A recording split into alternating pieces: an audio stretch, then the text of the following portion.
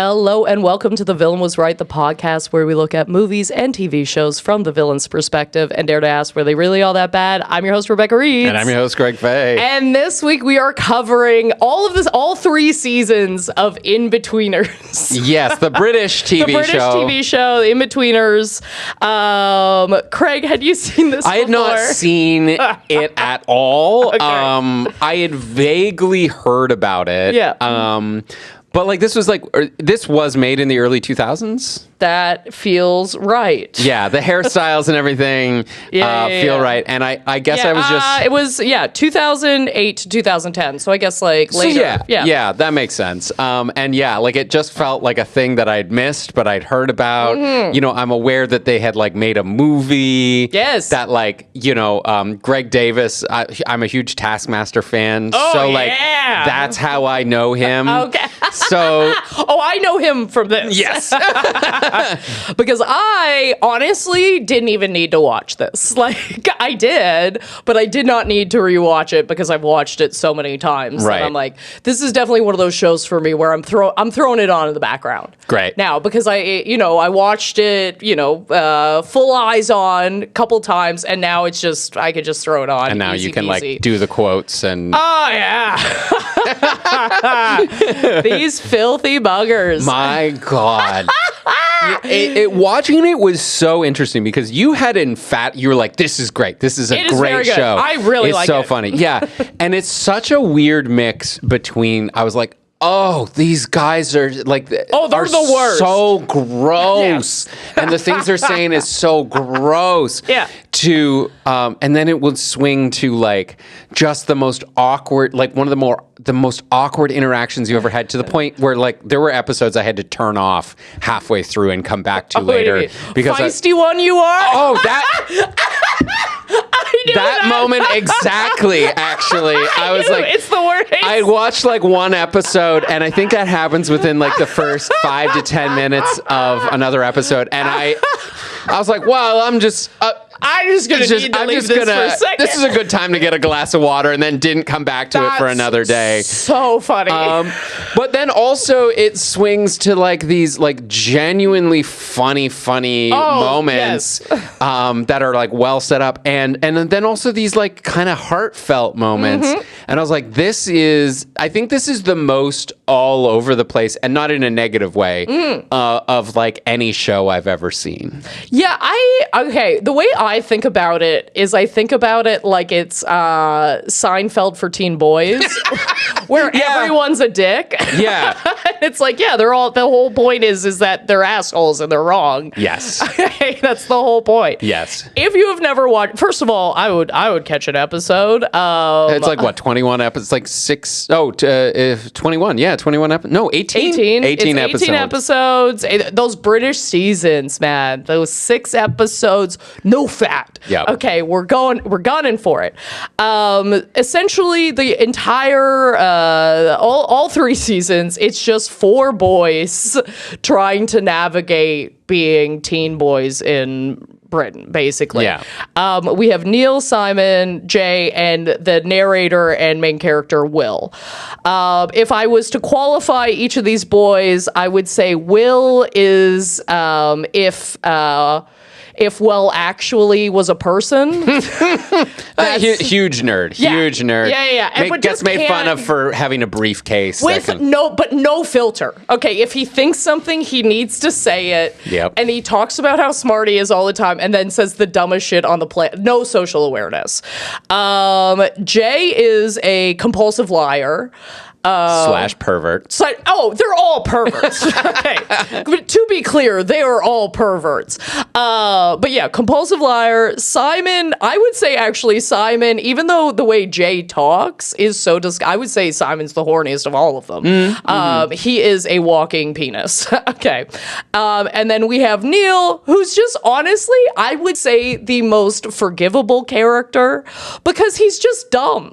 He's an idiot. He means no harm. He walks around and just, he's with these boys and things happen. That's basically it. He's too dumb to know that he could get better friends. Yes. Yes. He has no idea. And he just believes everything that Jay says. Yep. And he's just kind of following through his whole life. And I honestly think he's probably the nicest one of the bunch. Would you say, and are you taking the stance that these boys are the villains of this show? I am not going to argue for these, but I'm going to argue for the principal. Oh, yeah. Greg, Dave, Mr. Gilbert. Mr. Gilbert. And honestly, Donovan. Yes. Okay, Donovan and Mr. Gilbert. Like, of course, there's lots of side villains. Okay, there's lots of tiny villains as the series goes along. But I would say some of the main ones are Donovan and the principal. The bully. The bully. Yes, Donovan's the bully. And I got to tell you, I'm not going to say I'm for bullying, but I will say if you're going to bully anybody, it should be these boys. Oh, they're a menace. They're absolutely... Those 4 boys are basically like the personification of teabagging. Like if teabagging was a person, it'd be these 4 boys. Yes. They're essentially that. Oh my God, they're off the rails all the time. And honestly, as far as the principal goes, we could start with the principal. Yeah, Mr. Gilbert. Mr. Gilbert. He is. I actually like how would I qualify him? What's a word we'd throw on his attitude in general? I mean, dismissive, but like very with a mix of disdain. Yes. Yes. A healthy dose of disdain is what I would say. And realism. Like he is a real world guy. Yes. Like I don't know if it's the first episode or the second. It's like very early on. The boys skip school. And it's this whole thing. It's the second, yeah. Yeah, it's this whole thing where like Will and Simon are like calling into the school to like, pretend to be their mothers, to be absent or whatever. Yep.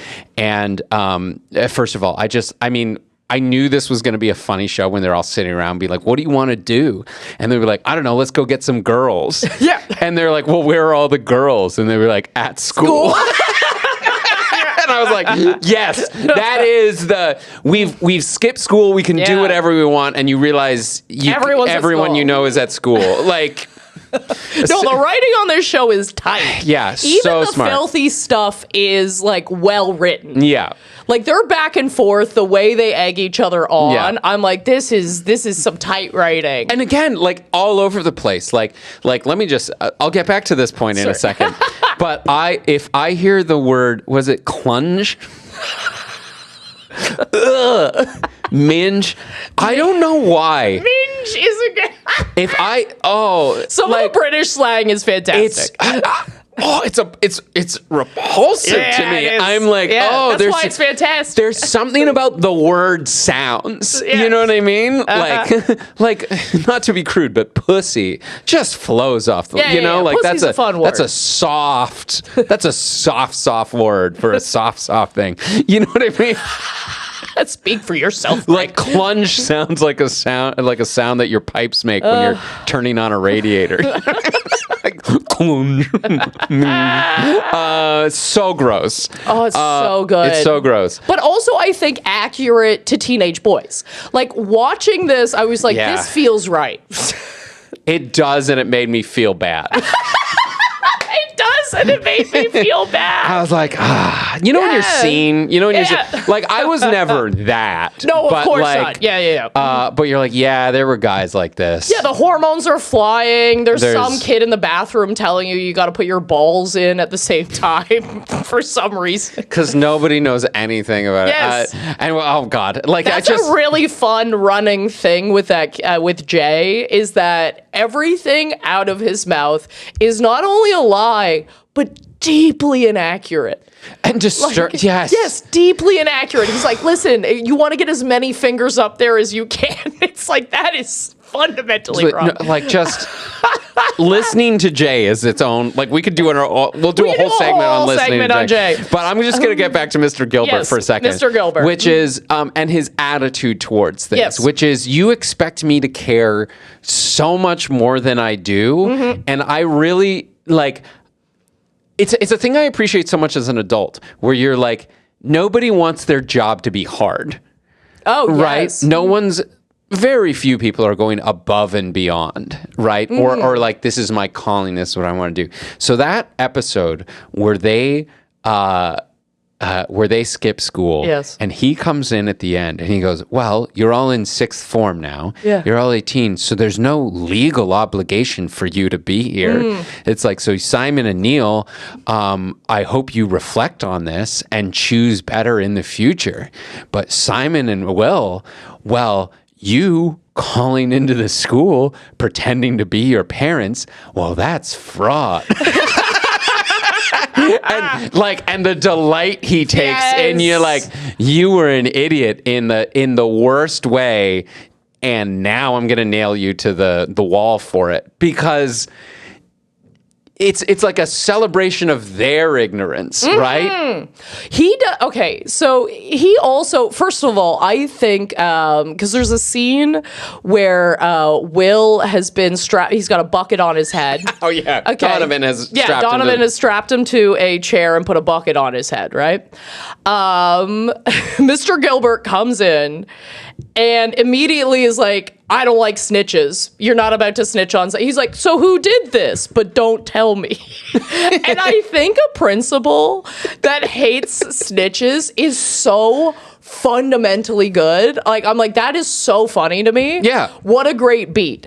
But I also... Because I don't want my job to be more difficult.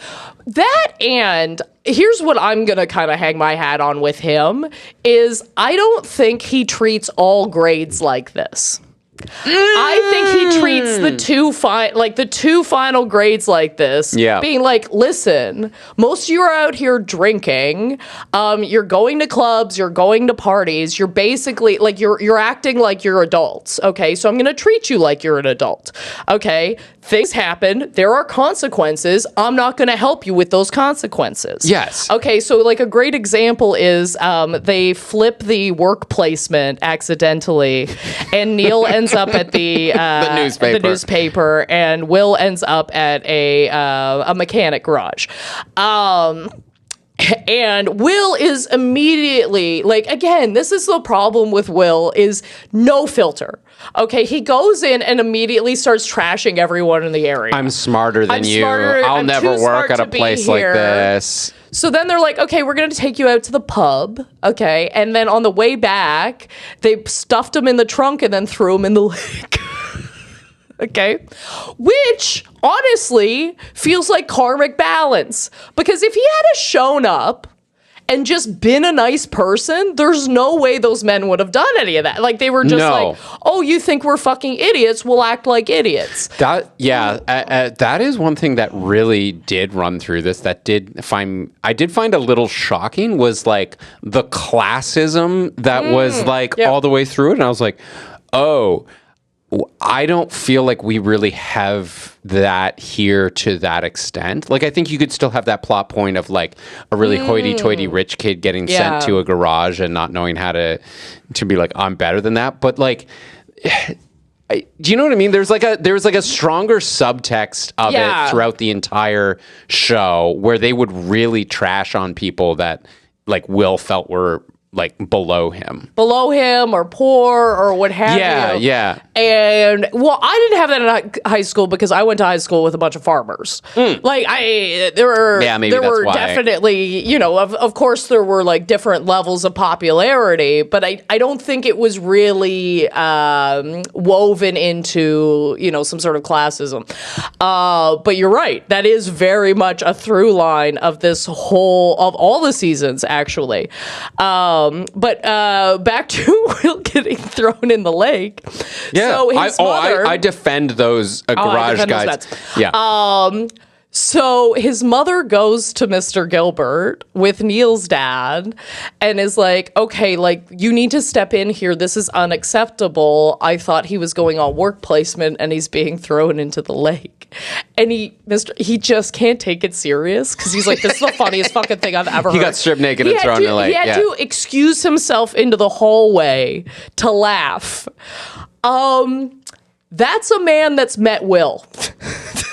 That's all that reaction is. I fully support him doing that. Yeah. Okay, because if you've talked to this kid for 5 minutes, you're like, yeah, I actively kind of hope some people bully this out of you. You need to have better social skills. You're actually a walking asshole. Yeah. And objectively, what is Will going to learn from the most? Working at a newspaper or working in a garage? My God, that boy could benefit from getting his hands a little dirty. Also, my God, he could. It's like, oh, they're people too. They work hard for their living. They're on, They're smart. It's hard to work on a vehicle. Yes. Like, it actually takes a lot of talent and skill and knowledge. Yeah. Also, let me just say, I watched some mechanics on Instagram and they're like, oh, trying to figure out what was going on and like this and this and they're going into it and be like, isn't that crazy? And you're like, oh, I could never do this. Good for you. No. And I think if I could go back to high school, I would actually take a mechanic class. It's one of my biggest regrets. I don't even know if this service is available, but I keep thinking about it because I want to buy a car soon. But I would love to know more about cars if I'm going to buy one. Like how to change the oil, how do I change my tires properly, all this kind of stuff. And I know I can pay somebody to do it, but it's just like sometimes it'd be nice to, just have just a base level idea of what's going on. And I'm like, oh my God, Will, take this for the beautiful opportunity that it is. Yeah. Oh my God. Yeah. Absolutely. 100%. So Mr. Gilbert's whole thing, and I do love that he makes Will wear the name tag on the first day, but also he catches Will immediately, like, fucking ripping him in front of an entire class. Yeah. He steps in and he's like, holy shit, this kid's off the rails. Already.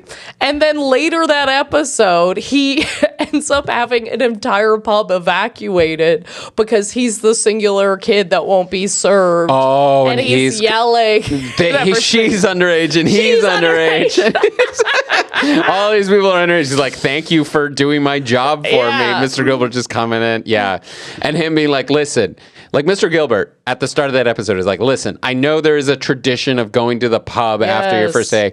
Don't do it. It's illegal. It's bad. And he was going there to clear them all out. Like, he's so funny. Did your school have any traditions like that? No, not as far as I knew. The only one that was at my school was, and this is chaos. I never participated because I was like, that's chaos in a bucket. That's crazy. I'm surprised nobody got severely injured as far as I know. Mm-hmm. What they would do the last day before Christmas break, everybody would skip school, like grade 12s. Like a skip day. Yeah. Oh, no, it doesn't stop there. They would go out, get drunk, and cut down Christmas trees and then drag them into the high school. I swear to God. That was a real thing. Such a fucking hick. Like not only it not only requires unfettered access to alcohol for underage kids, it also requires that a woods be close enough to your high school. And somebody needs a truck to transport these things. Yeah. Anyway, and they would put on an announcement every year being if you get caught, you will be suspended or what have you, and everybody just still do it. Yeah. They call you bluff. Chaos. Yeah, that does sound like a little more chaotic than going to the... I will say... than going to a pub, Than going to a pub. The the relationship to alcohol really struck me as like different, like in the UK. Yes. Like there is still that like, okay, we're teenagers and we're not allowed to drink, but we're going to get drunk anyway. Mm-hmm. But then like so much more of it just being like, yeah, but we can easily get served at pubs. like that seems a lot easier. Like, or more, or like even the school dance, they're like, you get 2 alcoholic drink tickets and that's it. And you're like, at an official school dance. That's so interesting. We're like, well, you can't not have a beer. Yeah. I think it's like, it also depends on like the classifications of alcohol. Sure. Like, like beer and wine, like if you're at a dinner, I think it's a little, more normal to have, a drink with dinner. Right. Okay, if you're a little old, you know what I mean? Whereas here it's like hard 19. You must be 19 to drink. Even then you will drink way too much because you have no experience with it. Well, or you find a way around that. Which, and speaking of that dance, again, Mr. Gilbert, I was like, I think you're setting the right rules and the right boundaries, where he goes, you get 2 drink tickets. Yes. This is the funniest speech. I love this speech. Where he's just like, no heavy petting, and I will be the judge of what heavy petting is. And I love that he goes, and if you get too drunk and try and tell me I'm not that bad for a teacher and you love me, we're going to be shutting it down. I missed that part. No, it's so funny, dude. And I just think my whole defense of this man is he just talks to he talks real talk. He's like, these are the terms and conditions. I'm going to speak to you like adults because you all think you are. Yep. Done. And guess what? You're going to learn the lessons that you need to through that. Absolutely. Yeah. And like I love the speech he gives at the end of the dance, which is like, well, this is a fairly innocuous jamboree of adolescence nonsense. Some of the relationships you've entered into tonight may seem like everything now, but they'll be over in a matter of weeks. It's just so realistic. Yeah, make it home without tagging people's properties, and I may go to bed relatively hate-free. I was like, that is a man who has legitimate and realistic standards for that night. Yes. The only asterisk I will put on Mr. Gilbert is that I think he really, really, really needs to fire Mr. Kennedy. That's the only thing I will say that he is a bad principal for. He needs to fire that man. Oh, yeah. I mean, like, one, it's funny that he keeps having to come in and be like, come on. Come on, man. Stop touching Neil. Yeah. Stop massaging Neil's leg in the night. But, like, that was also like, I was like, man, they really... They really do have a pedophile thing in this. Like Simon, when he gets his... Not Simon. Simon. Simon, sorry. I get it confused because one of the guy... I think the guy who plays Will is named Simon. Oh, okay. So I keep getting that mixed up. But Simon gets his driver's license only because like there's a lady who's like hitting on him. And I was like, oh, this is actually kind of disturbing. It is disturbing. I will say it feels a little realistic. Also true. It's just one of those things. Like, I swear to God, I think the only reason I got my driver's license is because I was wearing a skirt. Right. And my mom told me to do that. I ran a red light, bro.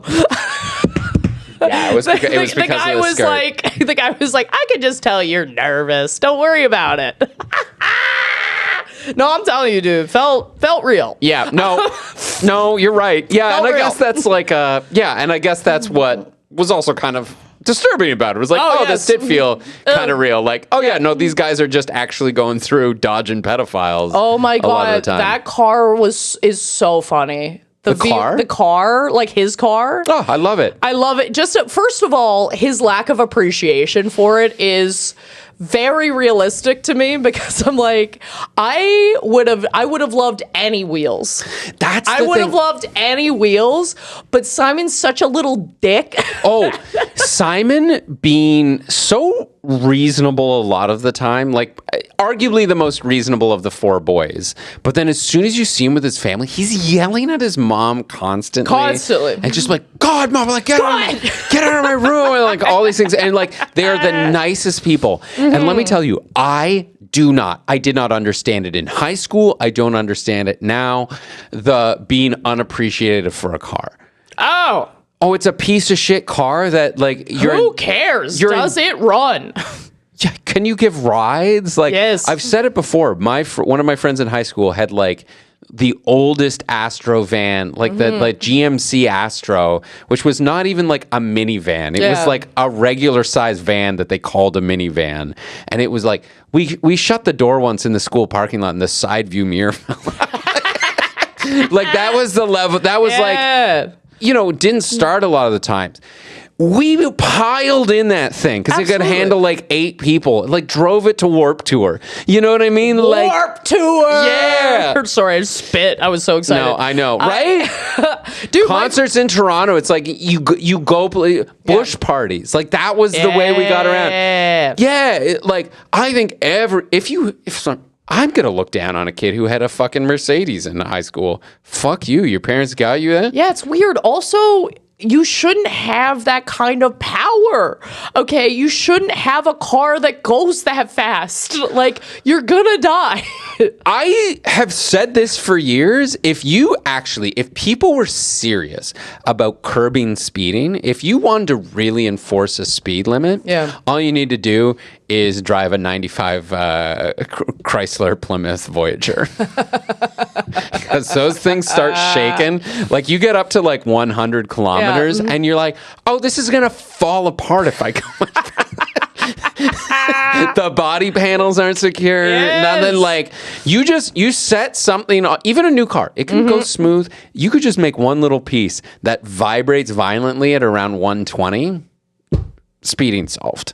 Absolutely. Because you go, whoa, when you slow down. And that's why that is safe for this car. That car is...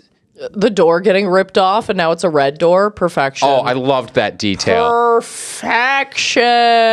Because, again, they were rude to people. Well, that's the thing. But what I really like about this show is it always balances out.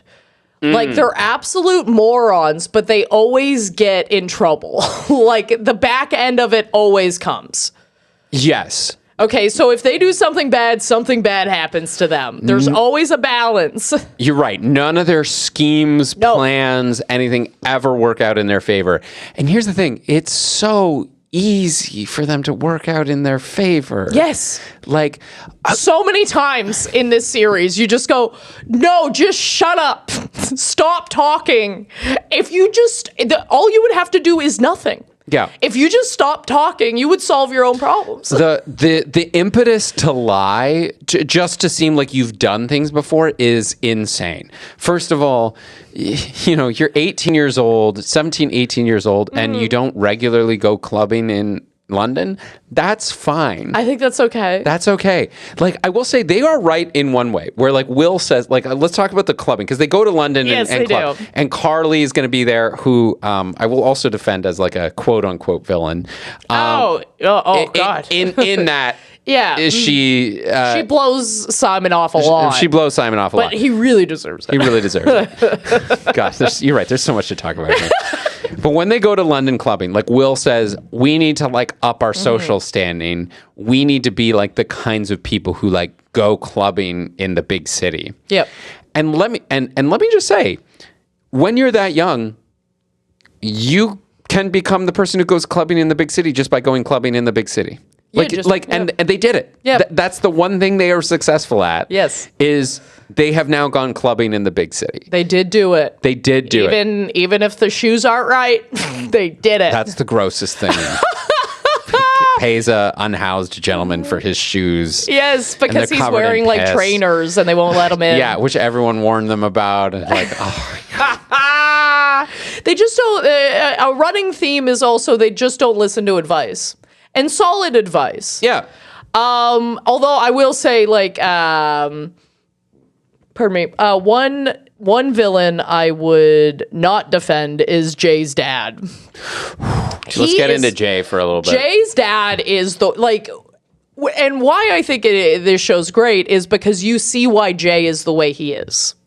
Yeah. So Jay's dad, I find where he's really highlighted is in the caravan episode when they're all going down and they're going to stay with, Jay and his family. And first of all, oh my God, I was having camping PTSD. Really? I was having flashbacks because, okay, so there's a scene where they're all gonna eat. Sorry, I can't even get it. They're all gonna eat, but Jay's dad is taking a massive shit.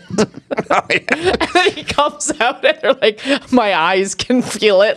It's just so bad. Anyway, so that moment, that reminded me of one time I was camping with a family, and apparently they just thought it was chill to piss in a bucket in the middle of this fucking camper.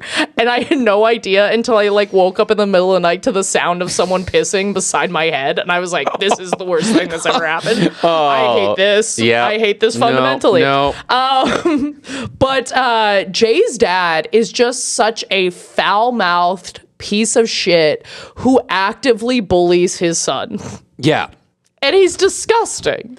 Oh, he's like, you got a small dick. No girl would ever like you. You never have a girlfriend, whatever. Good Lord. And to the same point, I also appreciated seeing that because you're like, oh, that makes Jay somewhat of a sympathetic character.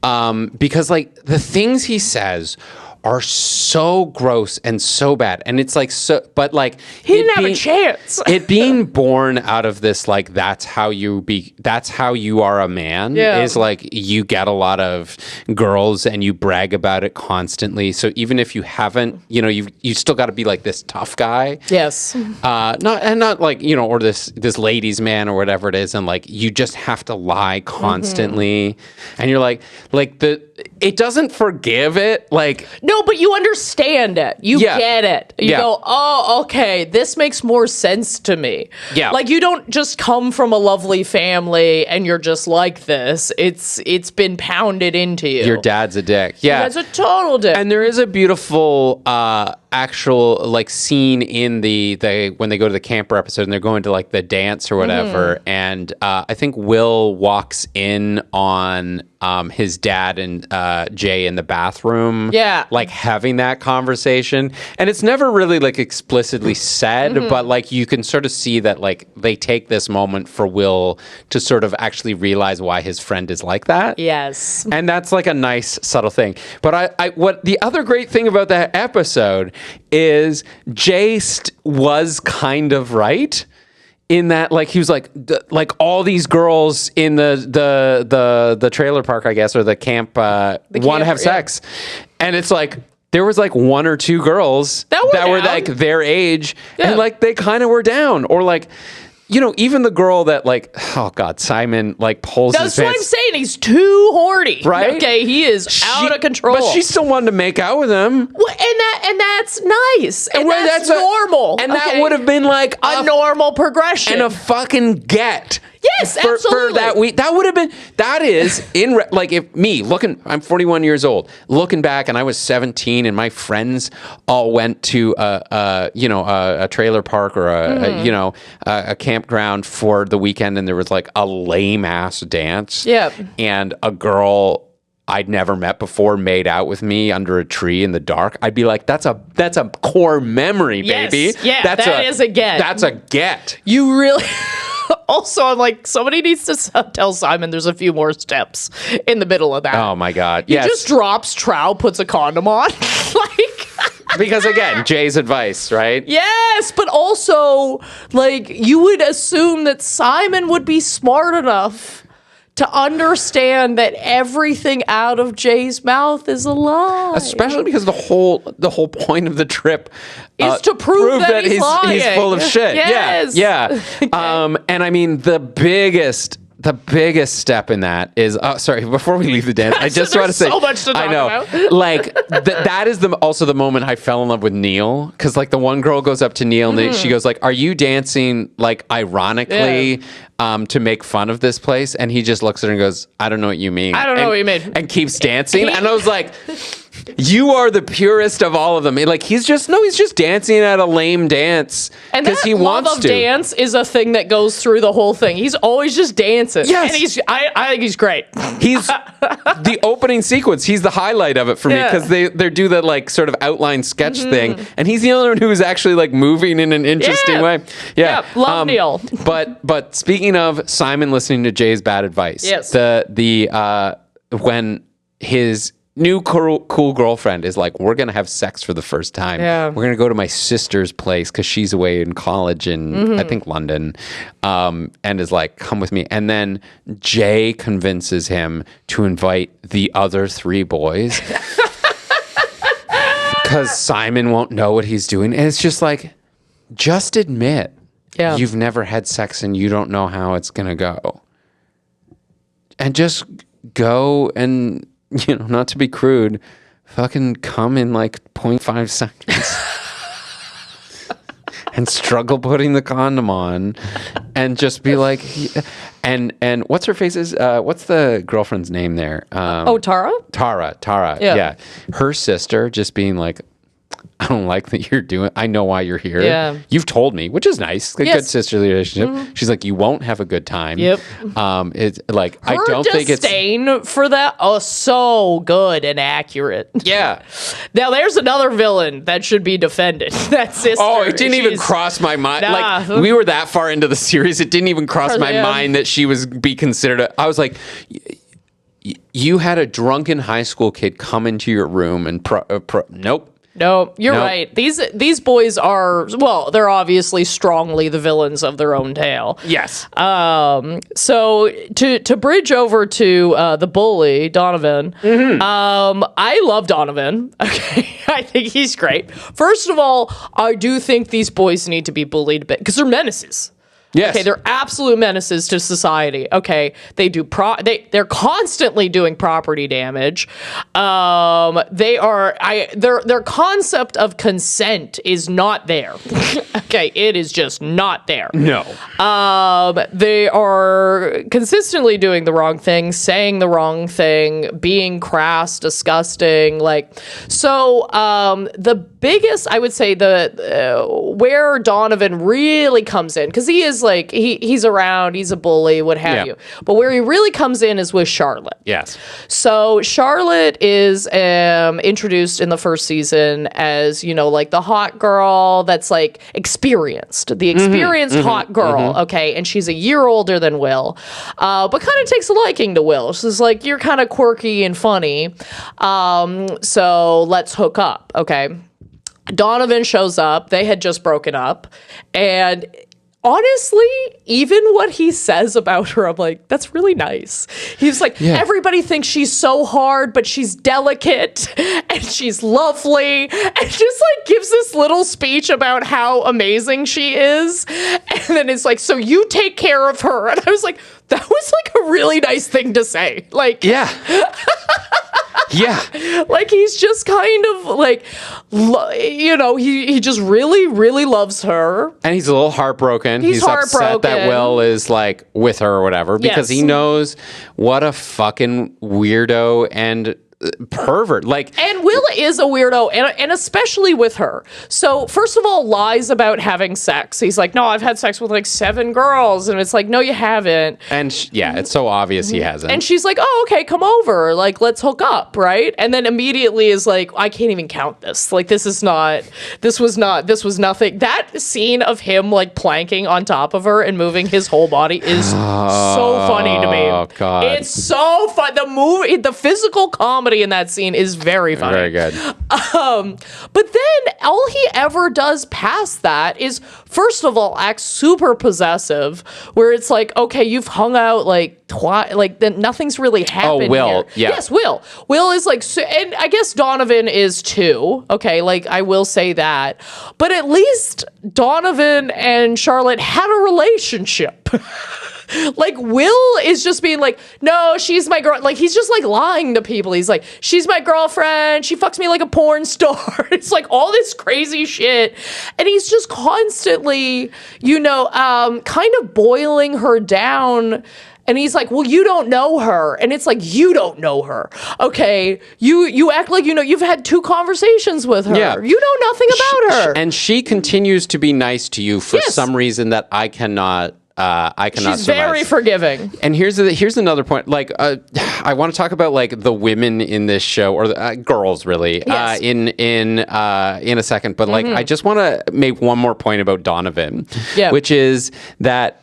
And I think this is hilarious, but also telling, which is that all the parents seem to love him. Yes, they all love him. Yeah, and he's so polite and nice to them. Very polite to the parents. Which tells me, like, parents aren't dumb. Yes. You know what I mean? They know who the bully is. Yeah. They know who the kid is who's, like, aggressive or whatever. Which tells me that, like, all these parents are like, actually, Donovan's like a pretty stand-up guy, all things considered, and he's polite to people and whatever.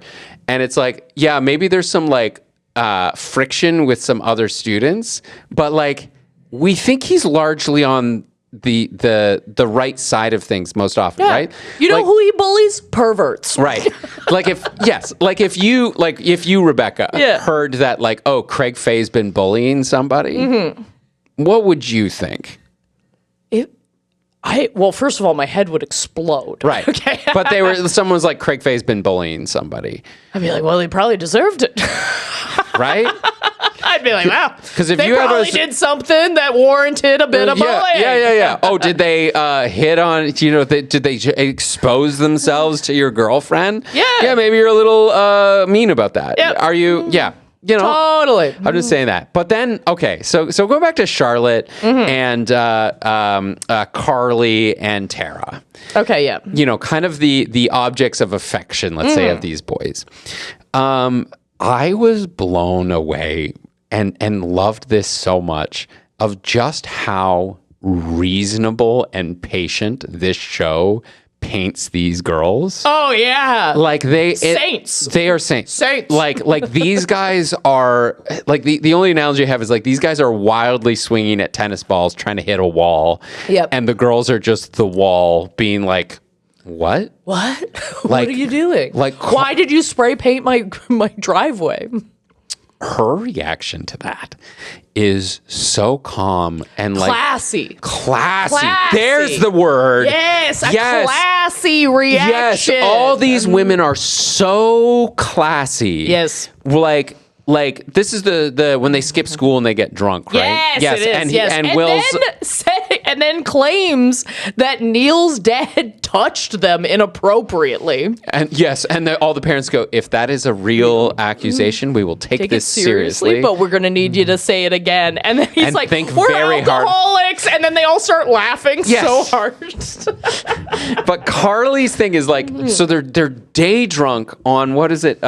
Gin and creme.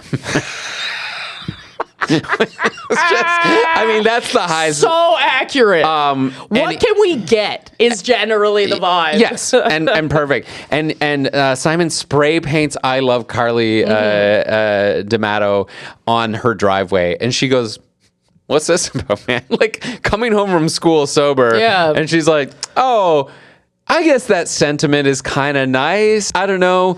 Get out of here before my dad sees it, because he'll be mad, but I'm not mad." And they don't play it for like this, like, oh my God, you confessed your love to the popular girl and now everyone's going to make fun of you. And they don't play it as like, oh, she's so mean. It's like, oh God, she's like, maybe you come back later and we talk about this. Allows him to save face. Yeah.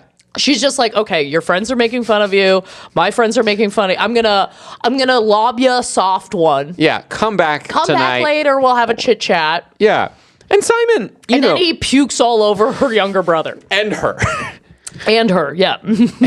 one of the child really grossest. sticks out in my head. No, I think it's in the opening credits for a lot or the recap, and it's so gross. And I was just like, and the fact that she is even a character in the rest of this series and isn't just and then she never talked to me again. Yeah. That would be a fine place for, and that's the end of our story with Carly. Because how could you ever come back from that? How do you recover from that? Yeah, I think if I had done that to a girl in high school, that's the end of my story with her. You know what I mean? Absolutely. And I never talked to her again. Yes. And so many instances of even Charlotte, like just being like, hi, no, I'm experienced and I like to have sex. And if you've had sex, then I would also like to have sex with you. But also, at no point am I painted as like, there's no, slut shaming or other than coming from the boys. Yes, from the boys, exactly. Other than from the boys, okay? Because they're running around like little perverts. Yeah, and she's like, oh, you overstated your prowess, and that's not for me. Yeah. But then also, I'm still going to be nice to you because I still find you, like, charming in some way. Yeah. Which, again, somewhat... I don't get it either. But it's nice, Like, they're reasonable... No, I feel like all the girls in this series are super reasonable. Yes, and so much more mature, which is also a thing of that age, right? This is why I think this show is well written. Yes. Another thing I love, one of my favorite moments is when Jay has a friend outside of the group. And they're all going, oh, friend. And then he snaps because he cannot take the bullying from them. He absolutely snaps and starts jumping on this guy's car. And he's at the end, he's like, I don't even know why I did it. He's a really nice guy. He's just like, he's a really nice person. I had to pay him $300 so he wouldn't call the police. And that speaks so well to just how these boys are terrible influences on each other. Yeah. They all love. I do love that they'll have a big fight or they'll have a pop off, and then there's very little to say in forgiveness. In that sense of like, oh no, we're just gonna show up to your house and be like, hey, we're cool, right? Yeah, we're all idiots. We're all cool, right? We're gonna go watch Neil go on a date with a 12-year-old and her mother because we think that's really funny. Wait, what happened? What was that? That was first season. Neil is on that like dating thing they're doing for charity. Oh, yes. And she's a girl that skipped several grades because she's so smart. And he just buckles and picks her because he doesn't know. God, I'm gonna say I read books. I'm going to say I read books. We have to actually read the books. No, I'll just say it. Just say it. It's like, well, they'll know. They'll know. What? No. How? So good. Oh, my God. That, and I must say that I think, and I know that it's got probably the cringiest moment in the whole series, but that first episode of season 2 is one of my favorite episodes of comedy of all time. This is the one where they go to they're on a field trip. To the ocean or whatever. That scene when they're on the boat is one of the funniest, like back to back things where they're all just buckling and panicking, and Neil hits a fish. I do not condone violence towards animals, but it's so funny because just first of all, throw it back in. Oh, yeah. Just immediately throw it. The fact that these teen boys are absolutely melting down because there's a fish in the boat is so funny. They're like, Simon, you got to take off your clothes. You're gonna get hypothermia. They set 30 off a feet flare from shore. Yes, like it's like they set off a flare.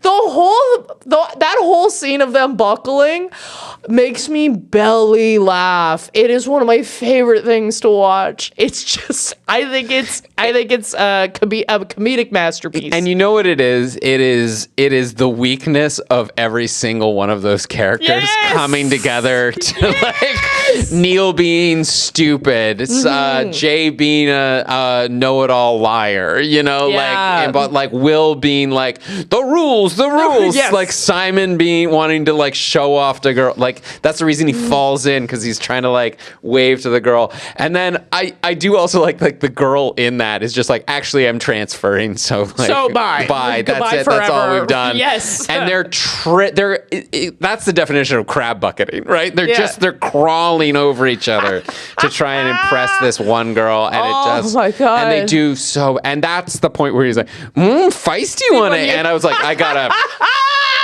I always know it's coming, so I can brace.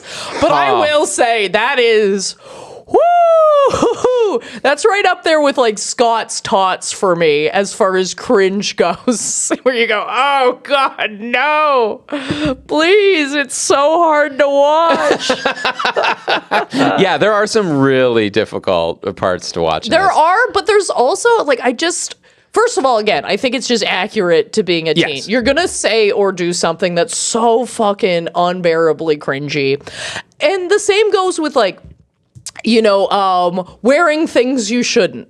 Okay, you're still experimenting with your style, you're still figuring yourself out. Like there's a lot going on that feels like it just feels real. Like sometimes there are moments in this show that are hard to watch because I go, oh, I remember doing that. Yeah. Oh God, I remember when I wore that dress that was wholly inappropriate to the party.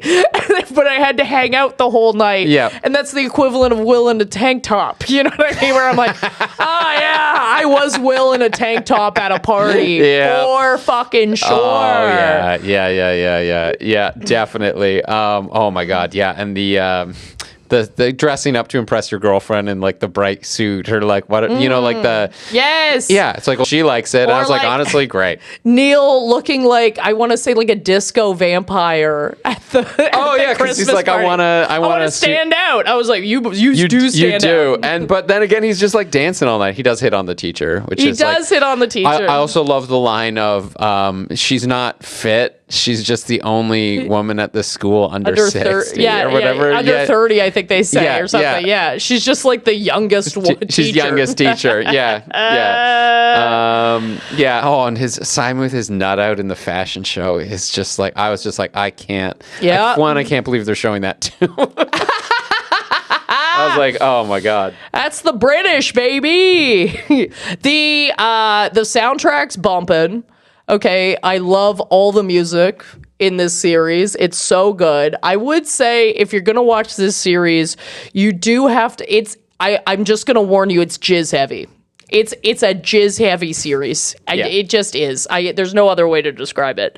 It is, honestly, I would say the fifth main character.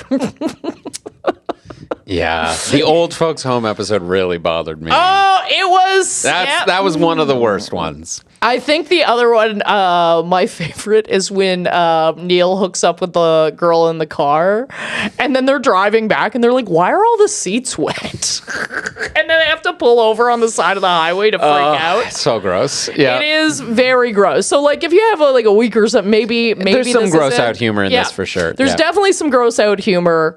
Although if you lived through 90s and early 2000s movies, okay. You'll be okay. You could totally watch those. I just want to say the funniest thing for me, and this was when Will shits himself during the exam because he's taken so many energy drinks and pills. And Mr. Gilbert says, you can't because you've gone 4 times already. If I think you're cheating, you can't. And then they call back to because there's a whole thing about don't call me by my first name. Mm-hmm. When, I think when he was organizing the dance or something. Yes. Calls me Philip. Because I thought it was after school. And he's like, no, you thought wrong. Yeah, it's Mr. Gilbert. And that had been episodes ago. Yeah. And Will just locking eyes with him and saying, Phil. And Mr. Gilbert seeing in his eyes what is happening and him calling him Phil in that moment is, I think, one of the funniest things I've ever seen. Shitting yourself during an exam, not funny. Locking eyes with the teacher and calling them their first name.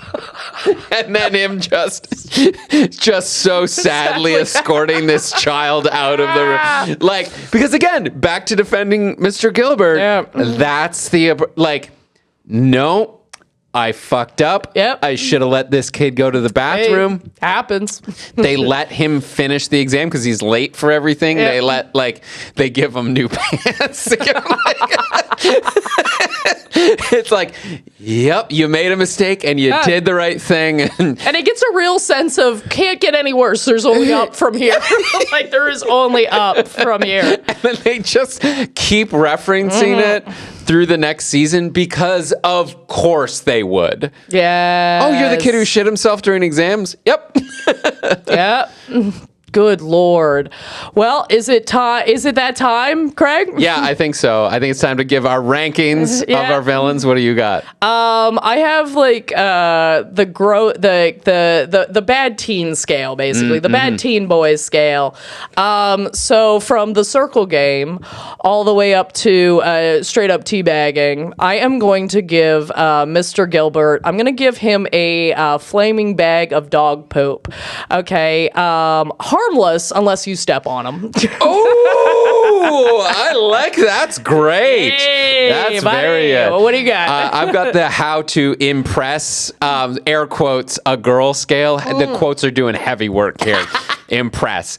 So from creeping into her room while she sleeps, we didn't even talk about that. Holy fuck. And that's the end of the series too. There's never so any much. resolution to that plot point. Too much to cover. Which I would say is a bad idea. To supplying her with drugs, which, in the probably all right. If you're both drug people, you can do that. I'm going to give Mr. Gilbert a spray painting a driveway. Little unconventional, but surprisingly effective. Yay! Yeah, absolutely. And team, before we get to our heroes and villains of the week, as always, there's a couple ways you can help out the podcast. If you would like bonus content, you can hit us up on Patreon, patreon.com/thevillainwasright. We do 2 bonus episodes a month.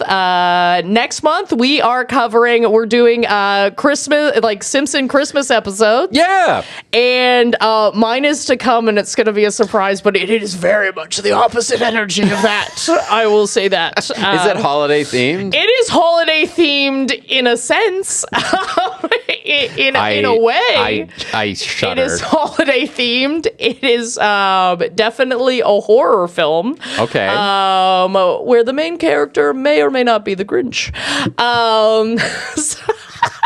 I love that Craig's eyes are like darting around the room right now. I'm like trying to. Nope, you've definitely never heard of it. I promise you. Oh dear God. Oh dear God is right. Anyway, so if you got a couple of bucks, you can hit us up on Patreon. We also have ad-free tiers. We have audience choice episodes every single month. And if you'd like to follow us, you can follow us on Instagram, TikTok, and Facebook at VWR Podcast. We sometimes post some fun videos of us talking on there, so you can see our dumb faces and clips. Also, by the way, if there's anything you want to see clipped, just let us know. We'll do it. Because we'll die. We'll do it for you. That's like decision paralysis right now for me, for most part. Let us know. And if you want to get in touch with us, the best way to do that is villainwasright@gmail.com. We do read every email. We put everything in a big spreadsheet. So if there's a movie you want us to cover, send it to us there, and we'll add it to the list and hopefully get to it very, very soon. And thanks to everyone who listens, shares it with your friends. We love you guys. And now it is time for our heroes and villains of the week. I'm going to put this under a villain. Yeah. Okay. Yeah. We were in a villain mood watching this, I think. Yes, absolutely. But it has to do with younger people, let's say. Those bastards. How dare you be younger than me? That's the connection I'm making to the Inbetweeners. And this is very quick, which I was like working with this like other comedian and, a little less experienced than me or whatever. And he just happens to, she's like, oh yeah, you're doing pretty good, eh? And I was like, yeah, I'm doing all right. And he goes, yeah, I mean, he's like, yeah, if you weren't doing well, then we'd all be screwed. And I just had immediate panic attack. I was like, no, I can't. No, I cannot be the standard. Yeah. No. No, you cannot look up to me. No. But it's like, I mean, if Craig's not making it, none of us are. I was like, so funny. No. And that feeling. That's my villain. I can't be that guy. I can't be the person you look up to. I've had a few people say that to me, and it makes me buckle every time. I'm like, no, you don't know what's going on behind the curtain. Okay. We're barely holding it together. Yeah. I don't, maybe there's a lesson in that where we all feel like we're barely holding it together, and we're all doing better than capitalism. Yeah. Anyway, don't hold me up to be your standard. Yes. I guess is the lesson there. That's my villain of the week. My what God. do you got, Okay, Rebecca? my villain is, and like, I guess like a bit of a lighter villain because I think they're really going through it. But when you meet like a friend of a friend? Okay, so I met a friend of a friend. I'm at an event, and I immediately like, this woman and I kind of click. I'm like, oh, she's chaotic, but in a really fun way. I like that. Okay, I like a Rebecca Reed's way. Yeah, like I like when people are quirky and kind of like really wearing it on their sleeve. Okay, like not shy about it, just kind of down. Will say the weird thing. I love that, right? So that's where the night started. And I was like, this is awesome. We're really bonding. We're having a great time. Okay. To the point where, we're even we're exchanging information. You know what I mean? Like, we're going to do this again. Like, yeah, she's going to hook me up. Like all this kind of stuff, right? So we're having a great time, and I don't know if it's just like the last drink we drank before we were going to a second location, but we have a drink together and immediately get into an Uber with two other people that are at this event, right? We're going to go do a show. Okay. Like we're going from a party to a show. And on the Uber ride there, and it was a 10-minute Uber ride, I have never in my life heard of such a trauma dump. She started saying stuff where I'm like, I don't know if I'd say that with a loaded gun to my head. Like, just starts telling us about her life and I'm not even going to say what the stuff was because it's just deeply dark and like crazy, but starts popping. Again, first time, like I've talked to this woman for 1 hour. Okay. Not wearing a seatbelt, out of the seat, like talking to the driver about it, talking to us about it. And I was like, oh, this is like very much your business. Okay, like this is wild. We get out, and to the point where one of my other friends in the car who had ordered the Uber has to talk to the Uber driver after and be like, listen, if you give me 5 stars, I will tip you very well. I want to apologize about this behavior. Like, I need to let you know that this is not normal for me. This is not the person who's linked to the account. This is not the representative of this account. Like, she's like, I'd understand if you rank me less. Like, I get it. But if you give me 5 stars, I will tip you very well. I just, like, mutually, whatever. We get out, we go to this show. That woman talked through the whole, so hammered, just talked through the whole show, was just a nightmare just blackout drunk the whole night, hanging off of me. This is my best friend. We're the same person. I'm like, no! Oh, no!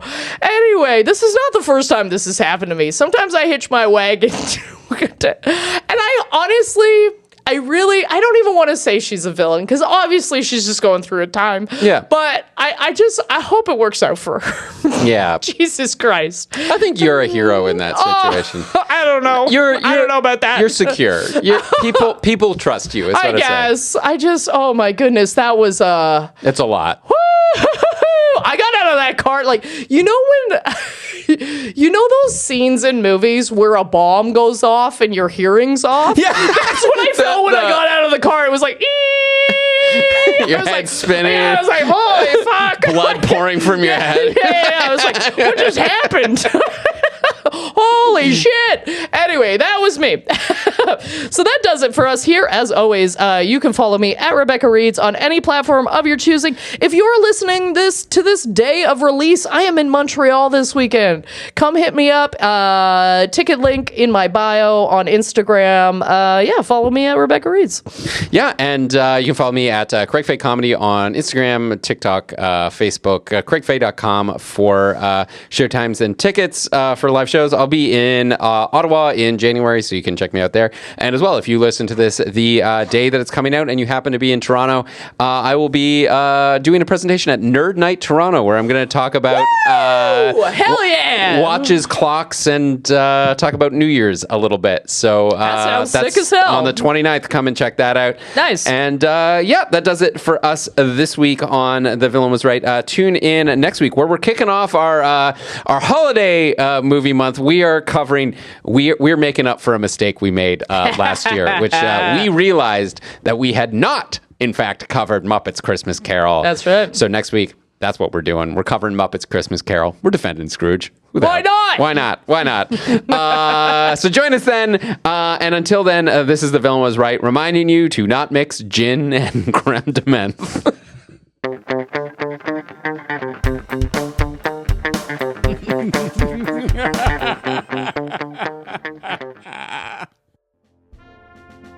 The Villain Was Right was produced by Andrew Ivimey for the From Superheroes Network. For more great podcasts like this, as well as YouTube series, webcomics, and so much more, visit FromSuperheroes.com.